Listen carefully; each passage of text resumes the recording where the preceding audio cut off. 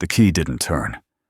Marcus Reeves stood on the porch of his own house, rain soaking through his prison-issued jacket, and the key no longer fit the lock.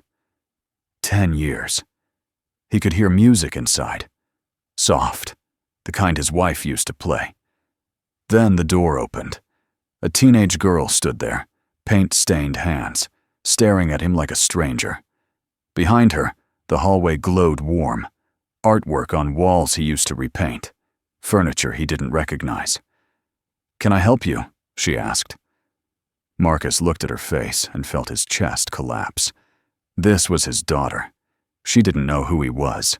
Someone had been living in his house, raising his child, and he was about to find out who. Marcus had rehearsed this moment for 3,650 days. He had imagined walking up these steps, turning this key, calling out Lily's name. In every version, she was still 5 years old, still small enough to lift, still his. But the girl in the doorway was 15, tall and angular, with Sarah's nose and his mother's careful way of holding her shoulders back when uncertain. "I'm Marcus," he said. His voice came out rough, unused. "Marcus Reeves." The girl's expression didn't change. No recognition, no anger, just polite confusion, the kind reserved for door-to-door salesmen. "Lily, who is it?" A woman's voice carried from inside, controlled and clear. The girl, Lily, his daughter, his Lily, turned her head slightly but kept her eyes on him. Someone named Marcus Reeves. Footsteps approached, heels on hardwood, the expensive kind that clicked with purpose. Then she appeared behind Lily, a tall woman in her early 40s, wearing a charcoal blazer and pearl earrings. Her hair was pulled back in a way that said she'd come from somewhere important and had somewhere else to be. But when she saw Marcus, she went still. "You," she said. "You're Victoria Morrison." Marcus had seen her face once, 8 years ago, in a photograph his wife had shown him through the prison plexiglass. The CEO who ran the foundation. The woman who'd sent the hospital bills when Sarah got sick. The one Sarah said understood. "Lily, go to your room," Victoria said, her tone leaving no space for argument. But now. Lily looked between them, something unreadable crossing her face, then disappeared up the stairs. The music stopped. Marcus heard a door close, soft but deliberate. Victoria stepped onto the porch and pulled the door mostly shut behind her. Up close, she was smaller than he'd expected, but she held herself like someone who'd learned early that posture could replace size. Rain misted around them. She didn't invite him in. "You should have called," she said. "This is my house." "Was." Her voice stayed level. "Sarah left it to Lily in her will. I'm her legal guardian." The word hit him like a fist. Guardian. Legal. Past tense on the house, on his marriage, on his right to stand here. Sarah's gone. The question felt stupid the moment he said it. He knew she was gone. The prison chaplain had told him 4 years ago, but hearing it confirmed now, standing where she'd lived, made it real in a way grief never had been behind walls. "Lung cancer. Stage 4 by the time they caught it." Victoria's expression softened, just barely. "She made it 2 years after your sentencing. She wanted Lily taken care of. She asked me." Marcus gripped the porch railing. The wood was new, freshly stained. Nothing was the same. "I didn't know she died. They told me. But I thought—" He stopped. What had he thought? That they were lying? That Sarah would wait? "You couldn't have helped her from prison," Victoria said quietly. She knew that. "And you could?" Something flashed in her eyes. Not anger. Hurt. "I tried." They stood in silence. Rain dripped from the eaves. Marcus noticed the garden had been redone. Roses instead of the wildflowers Sarah had loved. A new mailbox. A security camera above the door. "Why are you here?" Victoria asked. "I got out early. Good behavior." The phrase tasted bitter. Good behavior, as if that measured anything real. And you came straight here. Where else would I go? Victoria studied him with the careful attention of someone used to reading people for weaknesses. Lily doesn't remember you. She was 5 when you left. You're a story to her, not a father. I'm still her father. Legally, maybe. Victoria crossed her arms. She has a life now, stability. She doesn't need you walking in and what? Disrupting things? Marcus looked past her into the hallway where he'd taught Lily to walk, where Sarah had danced with her on Sunday mornings. This was my family. You gave that up when you committed fraud. The accusation hung between them, sharp and clean. Marcus had heard it 1,000 times in court, in prison, in his own head at 3 a.m. when sleep wouldn't come. But hearing it now, from this woman who'd taken everything, made his jaw tighten. You don't know what happened, he said. I know what the judge said. 8 years for falsifying financial records, embezzling from your own clients. Victoria's voice never rose, but each word landed heavy. I know Sarah had to sell everything to pay the restitution. I know Lily spent her 6th birthday in a motel because you destroyed your family's credit. Marcus forced himself to breathe. Is that what you told her? That I destroyed everything? I told her the truth. The truth. Marcus laughed, hollow. The truth is, I took a plea to keep them from going after Sarah. The truth is, I signed away 8 years so my wife and daughter wouldn't lose the house. The truth is, I protected someone, and it cost me everything. Victoria's expression didn't change, but something in her posture shifted slightly. That's not what the court record says. The court record says what my lawyer negotiated. Marcus felt the old anger rising, the useless kind that had kept him awake nights in his cell. I'm not asking you to believe me. I'm asking you to let me see my daughter. She doesn't want to see you. You don't know that. I've known her for 8 years. You haven't known her at all. The truth of it settled between them like something physical. Marcus looked down at his hands, still soft from prison labor, and tried to find words that wouldn't sound like begging. I have nowhere else to go, he said finally. My parole officer needs an address. I can't find work without one.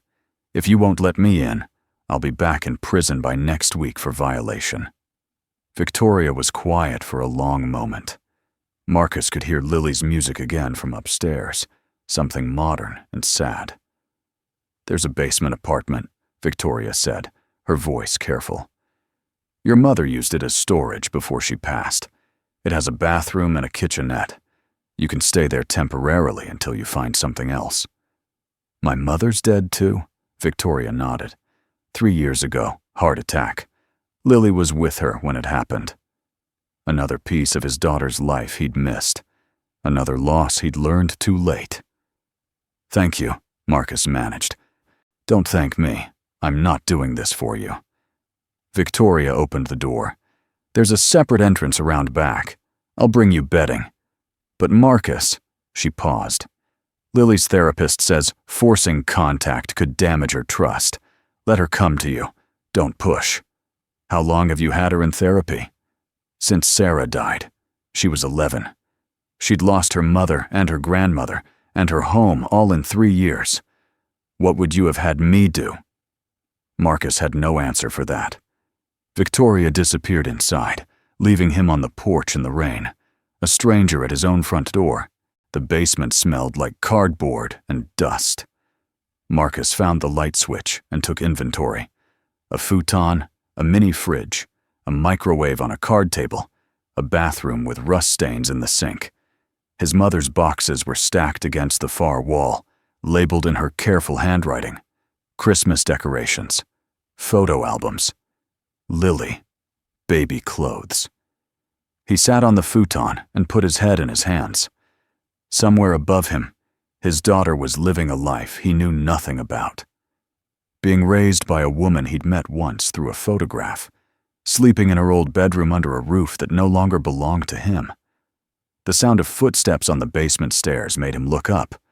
Victoria appeared, carrying an armload of sheets and blankets. She set them on the futon without a word and turned to leave.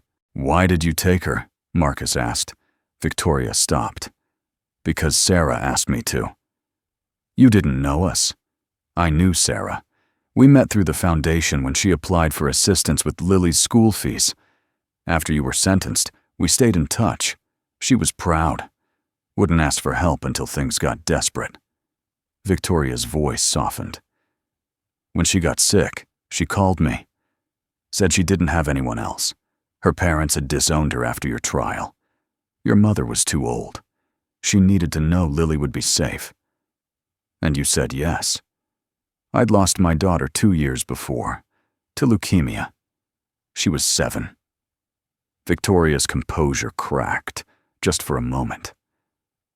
"I said yes because I understood what it was to be desperate, and because no child should lose everything."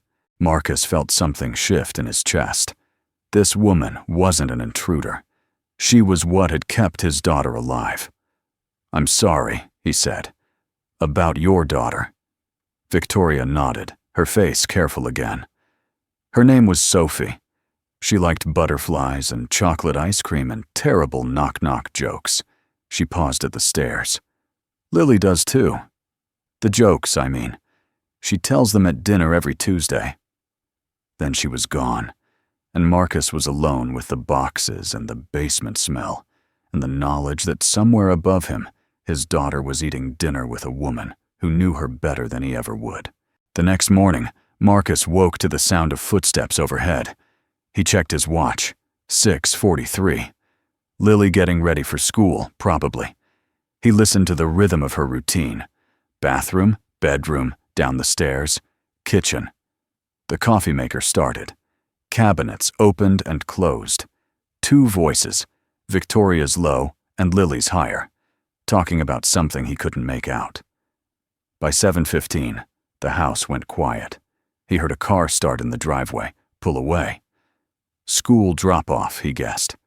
He waited another 20 minutes before going upstairs.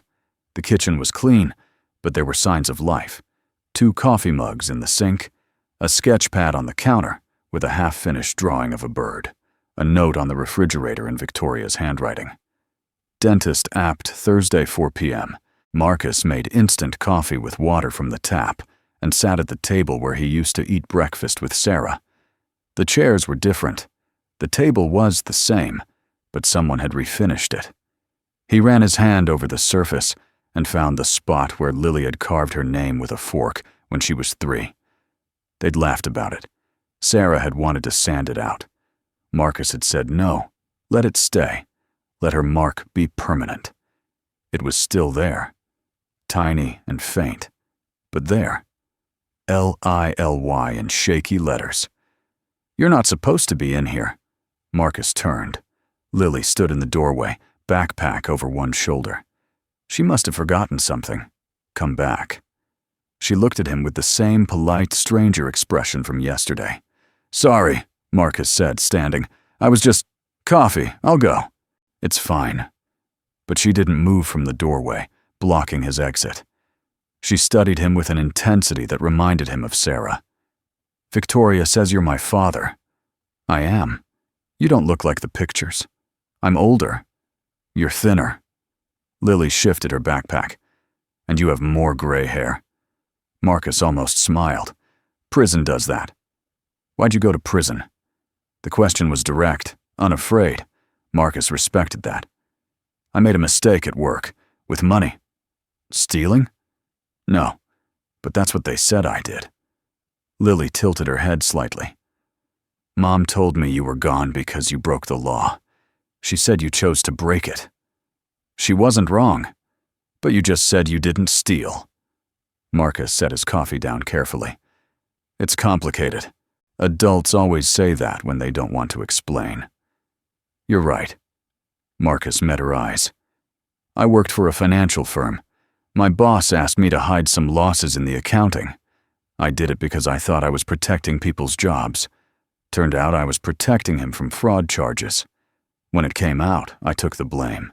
The prosecutor offered a deal: 8 years if I pled guilty, 20 if I fought it and lost. I had a 5-year-old daughter and a wife with medical bills. I took the deal. Lily processed this in silence. So you did break the law? Yes. But not the way Mom said. Your mom told you what she knew. I never explained the rest to her. Thought I was protecting her too. Marcus picked up his coffee. Turns out I'm not very good at protecting people. You protected your boss. For all the good it did. Lily's expression shifted slightly, something softer underneath the caution. Mom got sick right after you left. Cancer. Victoria paid for everything. Treatments, hospital, the funeral. She didn't have to. I know. She took me in when Grandma died, gave me my own room, paid for art classes. She goes to every school thing, even when she has work. She's not you, but she's... Lily stopped, searching for the word. She's here. The simple truth of it hurt more than any accusation. Marcus nodded. I'm glad she was. Are you staying? I don't know, Victoria said temporarily. Do you want to stay? Marcus looked at his daughter, this near stranger who carried his genetics and none of his history. I want to know you, if you'll let me. Lily studied him for another long moment, then checked her phone. I'm late for school. She turned to leave, then paused. There's better coffee in the cabinet above the sink. The instant stuff tastes like dirt. Then she was gone, and Marcus was alone again in the kitchen, holding his terrible coffee, and something that felt dangerously close to hope. Victoria came home at 6:30 carrying takeout bags and a briefcase that looked like it weighed 20 pounds. She stopped when she saw Marcus at the kitchen table, reading the newspaper he'd found in the recycling. You're upstairs again, she said. Lily said it was okay. Lily's 15. She doesn't make those decisions. But Victoria set the bags on the counter and started unpacking containers. Thai food. The smell made Marcus's stomach clench. He hadn't had real food in 10 years. I talked to my parole officer, Marcus said. Gave him this address. He's coming by Friday to verify. Fine. Victoria got plates from the cabinet, then paused. Have you eaten? Not yet. She got a third plate. They ate in silence, the kind that felt more careful than hostile. Lily came downstairs at 7, saw Marcus, and sat without comment. She told a joke about a penguin and a broken elevator. Victoria smiled. Marcus didn't get the punchline, but laughed anyway, because Lily's face lit up when she delivered it. After dinner, Lily went back upstairs to do homework. Victoria washed dishes. Marcus dried, trying to remember where things went and guessing wrong more often than right. She seems good, Marcus said finally. Adjusted. She's been through hell, but yes, she's resilient. Victoria handed him a plate. Her therapist says she's made remarkable progress. Marcus stopped. Does she ever ask about me? Victoria was quiet for a moment. She used to, when she was younger. She'd ask when you were coming home. I'd tell her I didn't know. Eventually, she stopped asking. Did Sarah talk about me? Sometimes. Toward the end. Victoria's hand stilled in the soapy water. She wanted to forgive you. Said she knew you'd done it for the right reasons, even if the outcome was wrong. But she was angry too. At you for leaving. At herself for being sick. At everything. Marcus set the plate down. I should have fought the charges. Maybe. Or maybe you'd have lost and been gone 20 years instead of 10. Sarah said you always tried to fix things. Sometimes, that's not possible. They finished the dishes in silence. When Marcus went back to the basement, he found a bag by the door. Inside, decent clothes in his size, toiletries, a new phone with a note in Victoria's handwriting. Your parole officer will need to reach you. He sat on the futon and scrolled through the phone's basic features, then noticed it had one contact already programmed. Victoria Morrison. Cell. He didn't call. But knowing he could felt like something. The days developed a rhythm. Marcus woke early, made coffee with the good beans Lily had shown him, and was gone before 7:30. He'd found work through Daniel Brooks, his old public defender, who'd stayed in touch through letters. Day labor, mostly.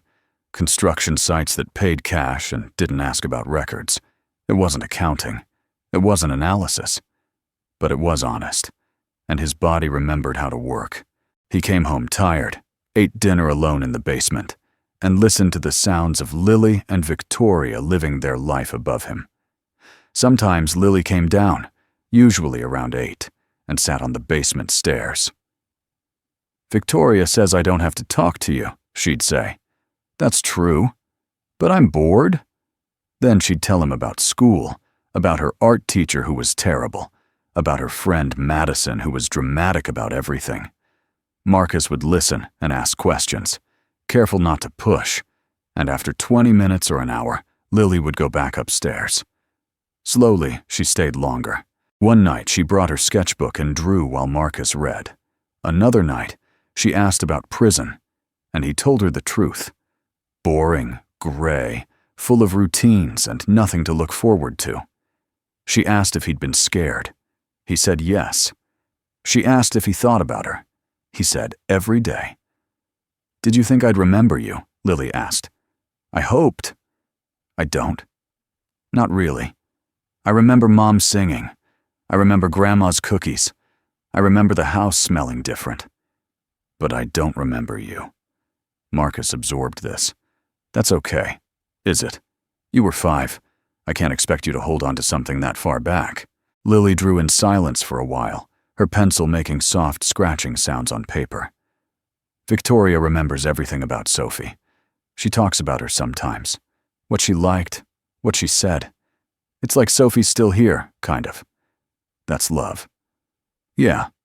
Lily looked up. "Do you love me like that? Even though I don't remember?" Marcus felt his throat tighten. "Yes." "How can you? You don't know me. I know you're my daughter. I know your mom loved you more than anything. I know you tell terrible jokes, and you're kind enough to sit with someone who's basically a stranger. That's enough to love." Lily considered this, then went back to drawing. When she left an hour later, she'd left the sketch on the table. It was him, sitting in the basement lamplight, coffee cup in hand, looking less tired than he felt. Friday, Officer Ryan came to verify Marcus's living situation. Victoria met him at the door, professional and composed, and showed him the basement entrance. Ryan looked around, checked the bathroom, asked Marcus about employment. "Day labor," Marcus said. "Construction mostly. Pays cash?" "Yes, sir." Ryan wrote this down. "You applying for anything permanent? Hard to find places that hire ex-cons. Try the Workforce Development Center on Madison. They have programs." Ryan checked his watch. "You staying out of trouble?" "Yes, sir." "Staying away from old associates?" "Don't have any. Most of them testified against me." Ryan almost smiled. "How's it going with your daughter?" "Slow, but better than I expected." "And Ms. Morrison?" Ryan glanced toward the stairs. "She's been fair." "Fair's better than most. Don't screw this up, Reeves. You won't get another setup this clean." After Ryan left, Marcus found Victoria in the kitchen making tea. She looked exhausted, her blazer draped over a chair, her hair down for the first time since he'd met her. "Long day?" Marcus asked. "Board meeting. They want to expand into Seattle, but the numbers don't work. I spent 4 hours explaining why." She poured hot water over a tea bag and breathed in the steam. "How is your parole officer?" "Fine. Said I'm lucky to have this situation." "He's not wrong." Victoria leaned against the counter. "I got a call today. From Harrison Chen. No, wait." She stopped herself. "From Harrison Miller. Your old boss." Marcus went still. "What did he want?" "To warn me about you. Said you were dangerous, manipulative, that I was making a mistake letting you near Lily." "What did you tell him?" "I told him to lose my number." Victoria's voice was hard. Then I looked him up. He's CFO at a pharmaceutical company now, making 7 figures, living in a house in Lake Oswego that cost $3 million, and you're in my basement making $12 an hour. He was good at his job. He framed you. I signed the documents because he told you to. Victoria set her tea down. I read your case file. I called your lawyer. Brooks said you could have fought it. Probably won, but the trial would have taken years and cost everything Sarah had left. So you pled out. Why are you telling me this? Because I spent 8 years thinking you were a criminal who'd abandoned his family. And now I'm realizing you were just someone who made an impossible choice. Victoria's voice softened. I owe you an apology. You don't owe me anything. You saved my daughter. And you protected your wife. Victoria picked up her tea. We're both just trying to do right by a girl who's lost too much. They stood in the quiet kitchen, 2 people who'd loved the same child from different angles, and something shifted between them. Not forgiveness, exactly. More like recognition. Upstairs, Lily called down. V, can you look at my essay? Victoria smiled, tired, but genuine. Coming. She paused at the doorway. There's leftover lasagna in the fridge. Help yourself. Marcus waited until she was gone, then opened the fridge and found the lasagna, still warm, with a note stuck to the container. Lily made this. She's terrible at cooking, but she tried. He heated a portion and ate it slowly, tasting the too much oregano and the slightly burned cheese, and thought it was the best meal he'd had in 10 years. The crisis came on a Tuesday. Marcus was at a job site, framing a house in Beaverton, when his phone rang. Victoria's name on the screen. She'd never called him before. Marcus. Her voice was tight, controlled panic underneath. I need your help. What happened? Someone accessed our company accounts, transferred $500,000 overnight. The board is convening an emergency meeting in 2 hours. They think it's internal fraud. They're talking about criminal charges. Marcus set down his hammer. Do you have access to the transfer records? Yes, but I don't. I'm not a forensic accountant. I need someone who can trace this. Fast. She paused. Brooks told me what you used to do. Before. He said you were the best analyst he'd ever seen.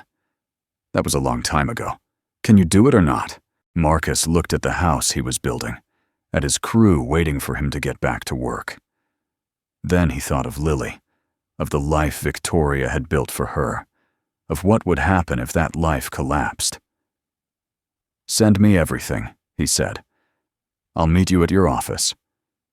Victoria's firm occupied the top 3 floors of a building downtown. Marcus showed up in his work clothes, sawdust still on his boots, and followed her to a conference room where 5 board members sat looking grim. This is Marcus Reeves, Victoria said. He's a financial analyst. He's going to find out what happened. We have auditors coming, one of the board members said. A woman in her 60s, silver hair, expensive suit.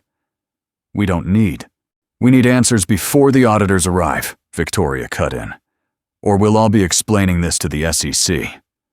Marcus opened his laptop and pulled up the transfer records Victoria had sent.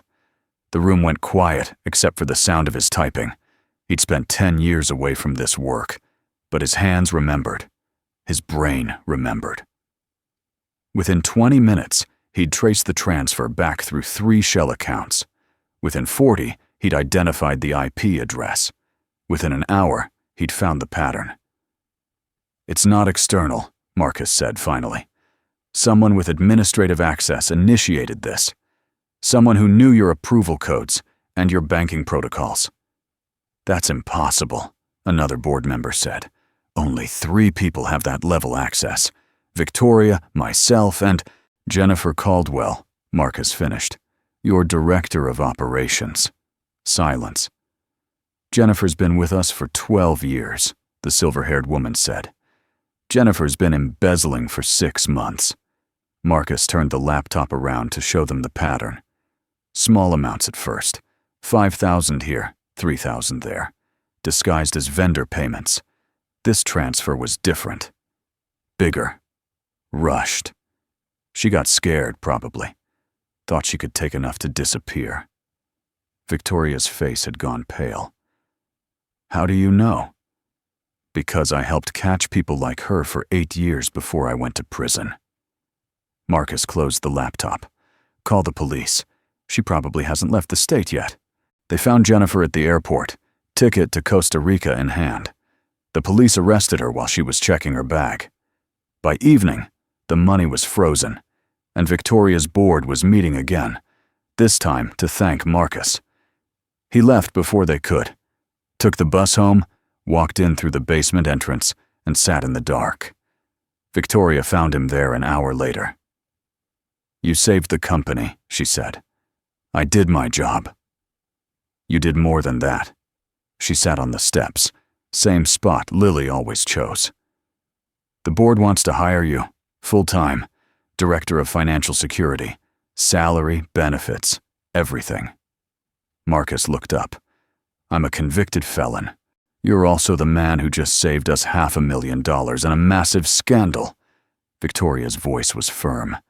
I'll handle the board. I need you to say yes. Why? Because you're brilliant. Because you deserve a second chance. Because Lily needs to see what you're capable of. Victoria paused. And because I can't do this alone anymore. Marcus felt something crack open in his chest. What about Lily? This changes things. It changes everything. Victoria stood. But maybe that's okay. Maybe she needs to see both of us. Not competing. Building something together. I don't know how to do that. Neither do I. Victoria almost smiled. But we'll figure it out. That night, Lily came down with her sketchbook as usual. She sat on the stairs and drew in silence for a while, then looked up. Victoria told me what you did today, she said. It wasn't a big deal. She said you saved her company. I just found some numbers that didn't add up. Lily set her pencil down. She also told me what you used to do, before prison. Why you were good at it. Marcus waited. You caught people who lied about money, Lily said. People like the guy who framed you. Yeah, that's what you should have done. Instead of going to prison, you should have fought. Maybe. Not maybe. Definitely. Lily's voice was fierce. You were good at it. You could have proven you were innocent. But you didn't, because you thought taking the deal would protect Mom and me, right? Right. That's stupid, Marcus almost laughed. Yeah, it was. But also kind of brave. Lily picked up her pencil again. Victoria says bravery is doing the right thing, even when it costs you everything. She says that about Sophie. How Sophie was brave when she was sick. Never complained, even when it hurt. Your mom was brave too, being sick, raising you alone. And you? Marcus thought about this. I don't know if I was brave. I was just trying not to lose more than I already had. Did it work? No. I lost everything anyway. Lily was quiet for a moment. Then, not everything. I'm still here. Something in Marcus's throat tightened. Yeah, you are. And Victoria, she's here too. She's not Mom, but she's family, you know? I know. Lily went back to drawing. After a while, she tore out the page and handed it to him. It was a house. Not the house they lived in now, but a house. Whole. With 3 figures visible through a window, a man, a woman, and a girl. Not perfect. Just together. I'm calling it After, Lily said. I did one called Before a while ago, for my art show. This one's for you. Marcus held the drawing carefully. Thank you. You're welcome. Lily stood to go, then paused. Victoria's making pancakes tomorrow.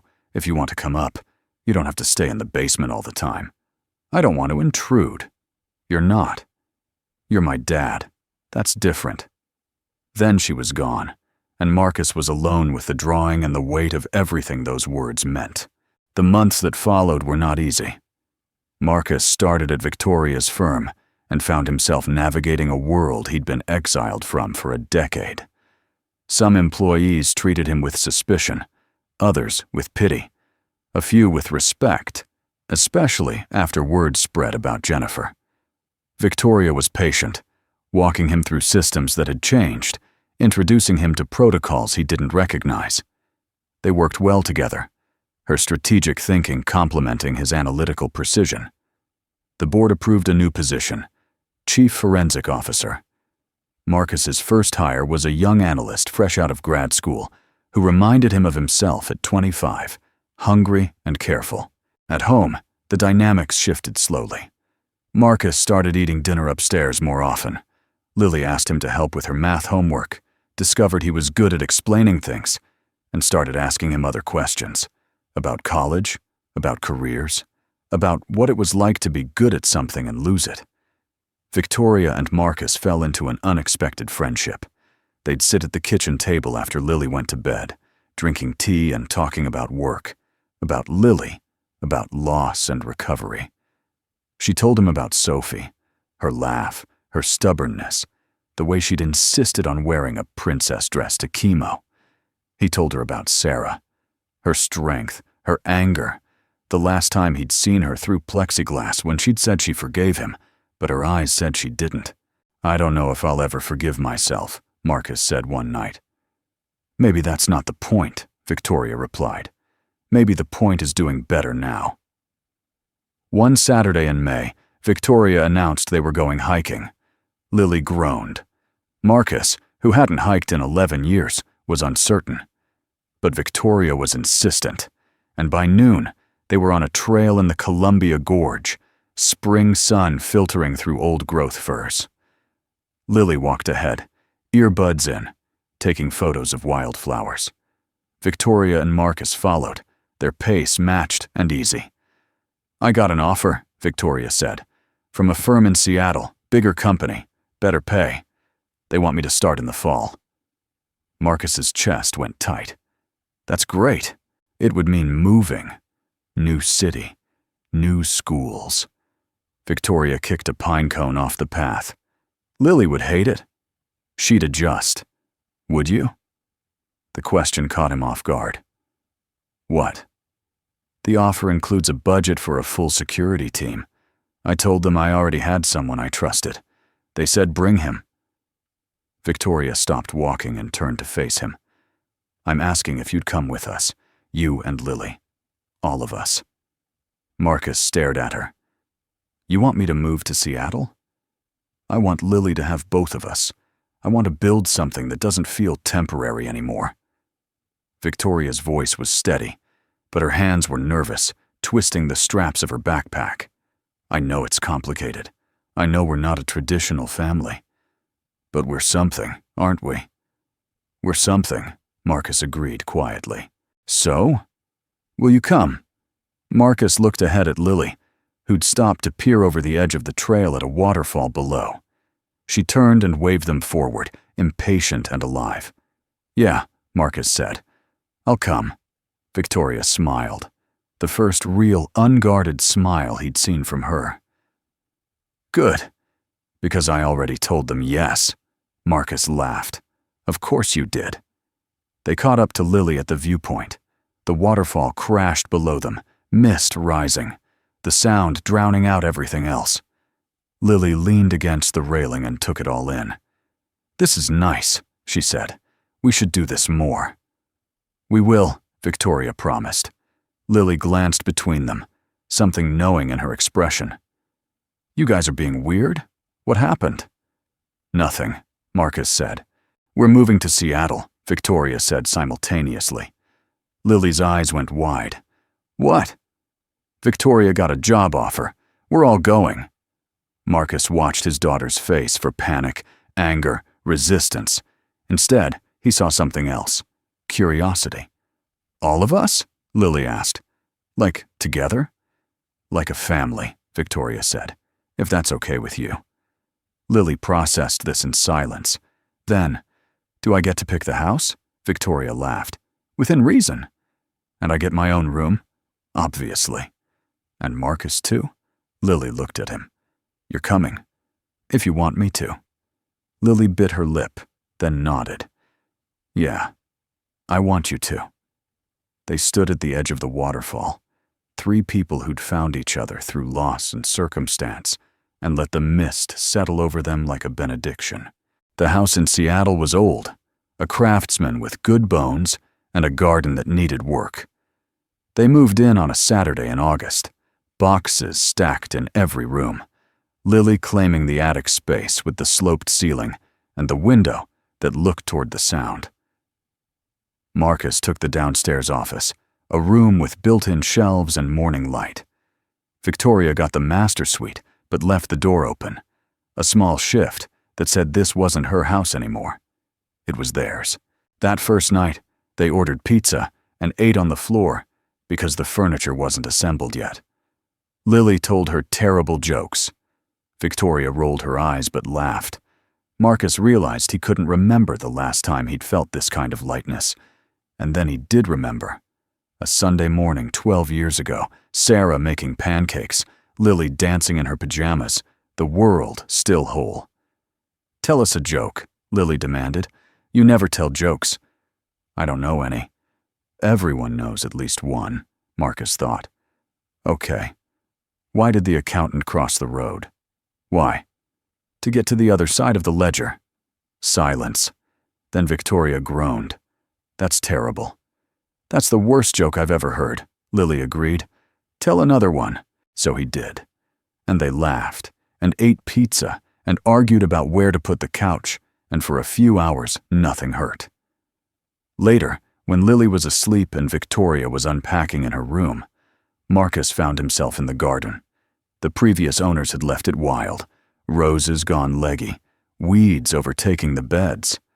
But underneath, there was structure. Someone had planned this once. Someone had cared. Thinking about where to start, Victoria joined him on the back step. Thinking about how we got here. Long road. Yeah. Marcus looked at her. Thank you. For giving me a chance. For not giving up on me. I didn't do it for you. Victoria's voice was gentle. I did it for Lily. Then somewhere along the way, it became for all of us. Is this okay? What we're doing? This weird family thing? I don't know. But it's honest. Victoria sat next to him. Sophie's therapist told me once that families aren't about biology. They're about showing up, being present, choosing each other every day. We're choosing each other, aren't we? Marcus thought about this, about the months of dinners and homework help and quiet conversations, about learning to share space with someone who understood loss the way he did, about Lily thriving in the space between them. Yeah, he said. I guess we are. They sat in silence, watching the overgrown garden, and Marcus realized this was enough. Not perfect. Not what he'd imagined 10 years ago when he'd signed those papers and walked into prison. But real. Present. Alive. Inside, Lily called out something about needing help with her bed frame. Victoria stood, offered Marcus her hand, and pulled him to his feet. Come on, she said. Let's go be a family. And they did. 3 years later, Marcus stood in the same garden, now tamed and thriving. Lily was graduating high school in a week, heading to Portland State in the fall for art and design. Victoria's firm had expanded to 3 cities. Marcus ran the forensic division, teaching young analysts how to see the patterns others missed. The garden had a bench now, installed last summer. Lily had painted it, a terrible, wonderful mess of colors and inside jokes that made no sense to anyone but them. Marcus sat on it in the early morning light and listened to the house waking up behind him. Lily's music, too loud as always. Victoria's footsteps, her morning routine precise and familiar. The coffee maker starting. Their life, ordinary and extraordinary, built from nothing but the choice to keep showing up. His phone buzzed. A text from Lily. Dad, you coming in? V made pancakes, and they're actually good for once. Another from Victoria. Tell her mine are always good. Also, we're going to be late." Marcus smiled and stood. The garden could wait. His family, this strange, imperfect, chosen family, was calling him inside. And after 10 years of being locked out, of losing everything, of finding his way back one small choice at a time, he was finally home. He walked toward the house, toward the sound of their voices, toward the life that had somehow, miraculously, become his again. The key turned in the lock, his key, his house, his place in the world, and he stepped inside.